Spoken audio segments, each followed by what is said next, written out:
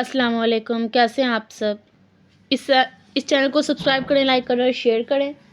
आज हमने करना है लीनियर अलजेब्रा के चैप्टर थ्री के एक्सरसाइज 3.1 के क्वेश्चन 19 करना है। 19, 20 और 21, 22 इनमें इन्होंने कहा है कि हमने स्केलर्स फाइंड करने हैं, मतलब C1, C2 और C3 के। ठीक है, ये जो इक्वेशन दी हुई है, चले इसे सॉल्व करके C1, C2 और C3 की वैल्यूज़ निकालते हैं। क्वेश्चन नंबर हमने 19 करना है, चले करते हैं। सबसे पहले C1 को अंदर जाके मल्टीप्लाई कर दे और C2 को अंदर जाकर और C3 को भी अंदर जाके चले करते हैं। C1 1 जा C1, C1 माइनस 1 जा माइनस C1, C1 0 जा 0, प्लस C2 को अंदर जाके करें तो C2 3 जा C2, 2C2 और C2। ठीक है, प्लस C3 को अंदर जाकर करते हो 0 से कोई भी चीज़ मल्टीप्लाई हो, आंसर क्या आता है 0। C3 और 4C3 इक्वल टू -1, 1 और 19। ठीक है, अब जो से आप इन तीनों को क्या करें, प्लस करें कर लेते हैं। C1 plus 3C2 plus 0। ठीक है, minus C1 plus 2C2 plus C3, 0 plus C2 plus 4C3। ठीक है, इक्वल के बाद वाली वैसे की वैसे। अब हम देख लेते हैं आगे, थोड़ा सा मज़ीद सॉल्व कर लेते हैं। C1 प्लस 3C2 लिख लेते हैं। ठीक है, 0 लिखे ना लिखे बात एक ही है। आगे minus C1 plus 2C2 plus C3 equals नहीं कॉमा। ठीक है, 0 लिखे ना लिखे बात एक ही है, तो C2 प्लस 4C3 कर लिया इक्वल टू -1, 1 और 19।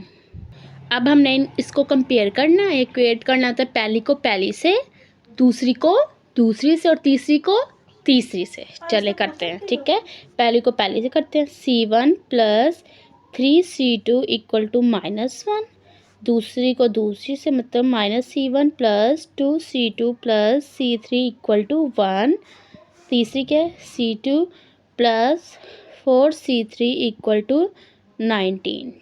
ठीक है, ये हमारे पास तीन इक्वेशंस बन गई हैं। अब आपने जो सा है C1, C2, C3 की वैल्यू निकाली है, इसको सॉल्व करते हुए।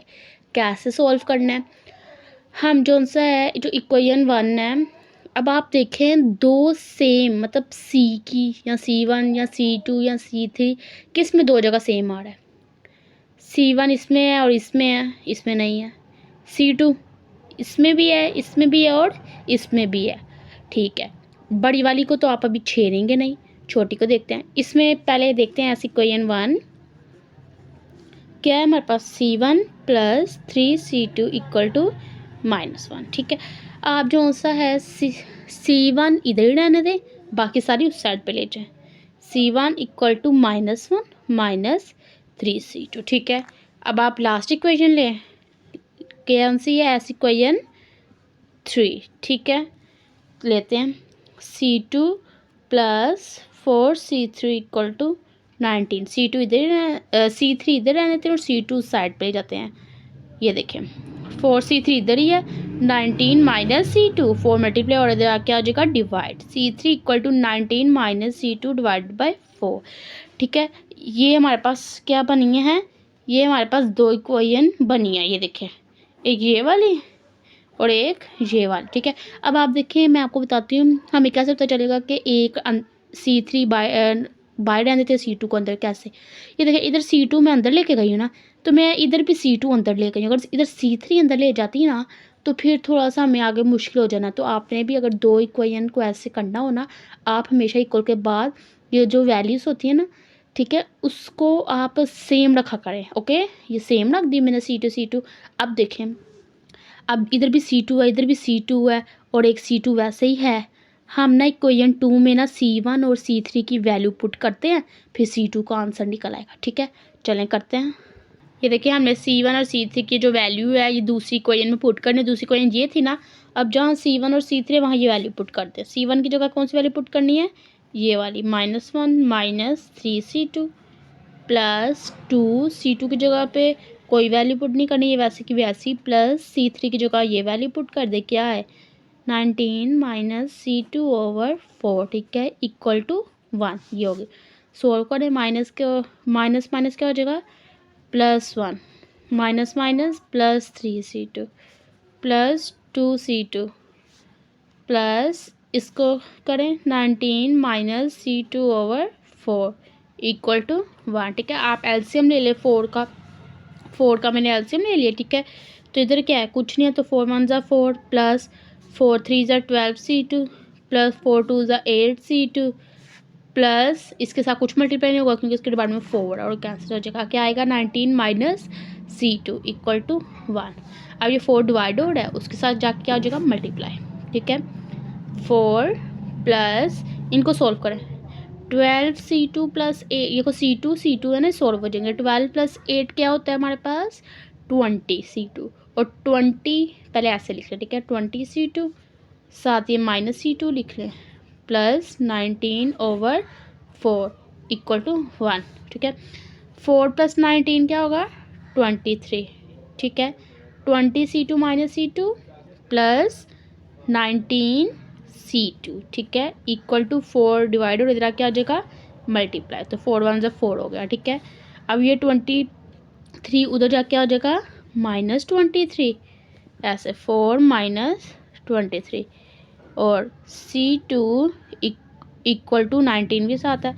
4 माइनस 23 क्या होगा माइनस 19। ठीक है, अब ये देखें ये 19 और 19 कैंसिल हो जाएगा। ठीक है, पीछे क्या आ जाएगा C2 इक्वल टू -1। ये हमारे पास C2 की वैल्यू आ गई अगर आप देखें तो। ठीक है, इसीलिए मैंने आपसे कहा था कि इक्वल के बाद दोनों सेम वाले रखिएगा। ठीक है ना, तो मैंने दोनों ये सेम वाले रखे ताकि C2 अब देखिए इकट्ठा हो गया और C2 की वैल्यू निकल आई, ये देखें ऐसे।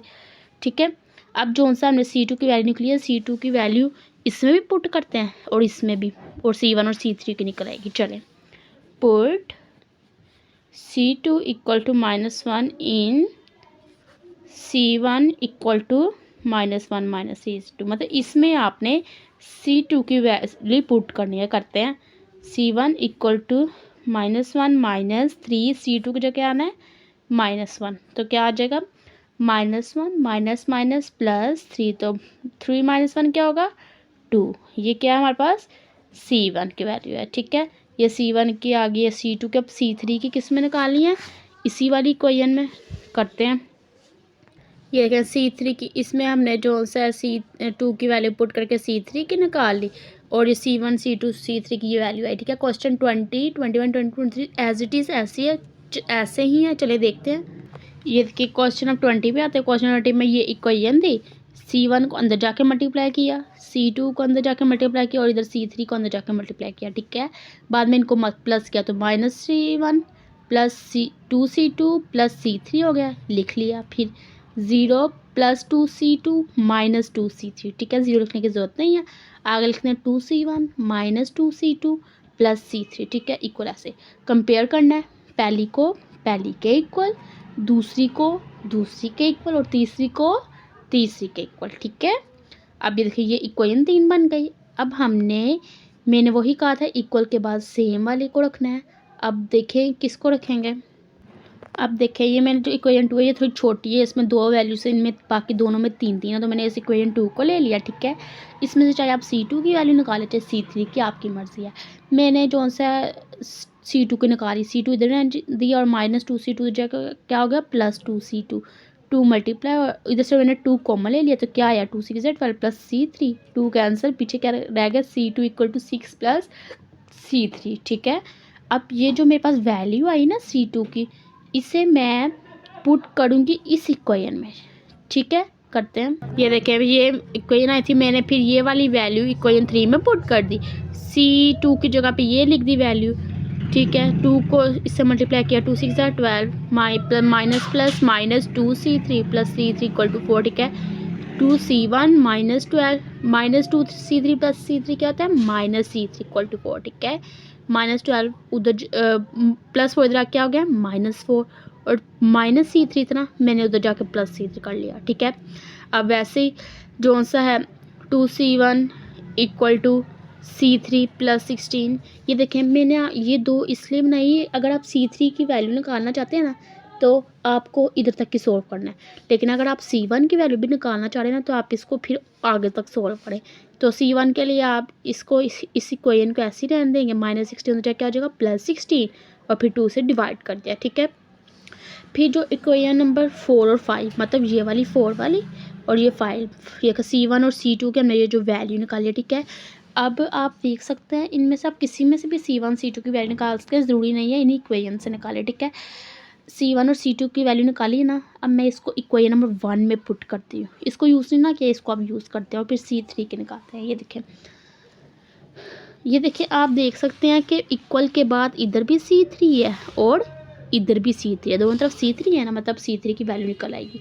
तो मैंने इसमें पुट किया इक्वेशन में C3, मैंने 2 को अलग दोनों के साथ डिवाइड कर दिया, क्योंकि अगर एलसीएम भी ले तो ऐसे ही बनता है ना, minus plus minus, plus 2 6 12 plus 2C3 plus C3 equal to -6, ठीक है।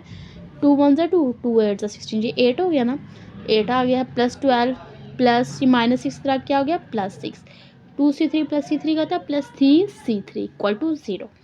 ये देखिए -8 प्लस 12 प्लस 6 सॉल्व करके 10 आया, +3C2 -C3/2 इक्वल टू 0।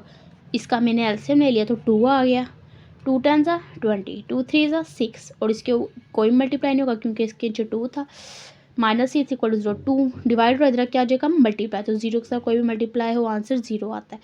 तो पीछे क्या बचा 20 प्लस 6C3 -C3 क्या आता है 5 3C3 इक्वल टू 0, 5 C3 इधर यानी 23 क्या हो जाएगा -20 और 5 1 5 5 4 20, तो C3 इक्वल टू -1।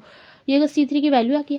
अब आप इसमें भी पुट करें C3 की वैल्यू और इसमें भी, इसमें पुट करेंगे तो C2 का आंसर आ जाएगा, इसमें पुट करेंगे तो C1 का।